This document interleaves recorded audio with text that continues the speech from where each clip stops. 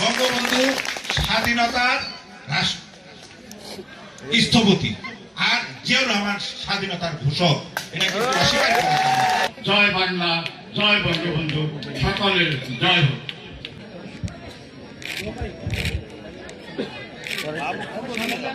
যে বিএনপি এই এলাকায় ফেল করবে না মহিষা, অন্তত নুরুদ্দিন নৌকু ভাই, কিন্তু ভোটের ব্যবধানে আমাদের প্রাধান্য হবে যখনই আমরা ভোটের ব্যবধানে ওই দামোদর গোসাইয়ের চেয়ে পার্সেন্টেজ বেশি দিতে পারবো, সেইটি হবে আমাদের সফলতা।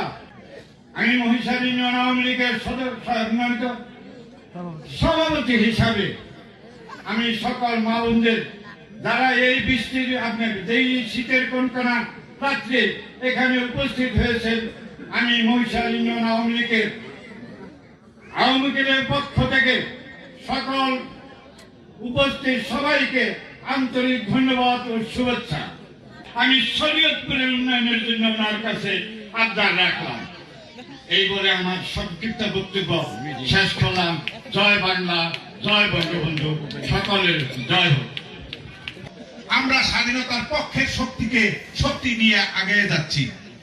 আমরা স্বাধীনতার পক্ষের শক্তি, বঙ্গবন্ধু স্বাধীনতার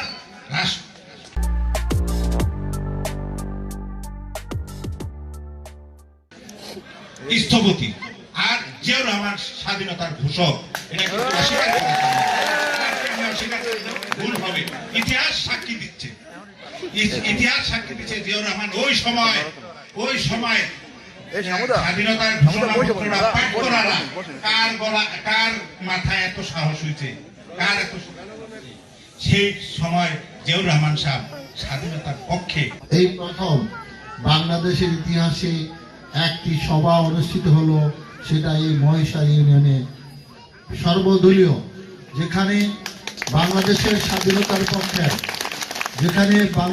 স্বাধীনতার পক্ষের সকল শক্তি এক মঞ্চে ঐক্যবদ্ধ হয়ে বাংলাদেশের স্বাধীনতার পক্ষের শক্তিকে বিজয়ী করার জন্য আপনারা এখানে যেভাবে উপস্থিতি হয়েছেন, সত্যি আমি আপনাদের নেতৃবৃন্দের কাছে আমি সত্যি কৃতজ্ঞ, এবং আপনারা আমাকে ঋণী করে ফেললেন। আমাকে তারেক রহমান সাহেব 2018 সালে আমাকে পাঠিয়েছিল আপনাদের মাঝে, কিন্তু সেই দিন আমি আপনাদের পর্যন্ত বুঝতে পারিনি। আমি সেই ঘটনা নাই বলি আমার মাথায় এখন 22টা সেলাই।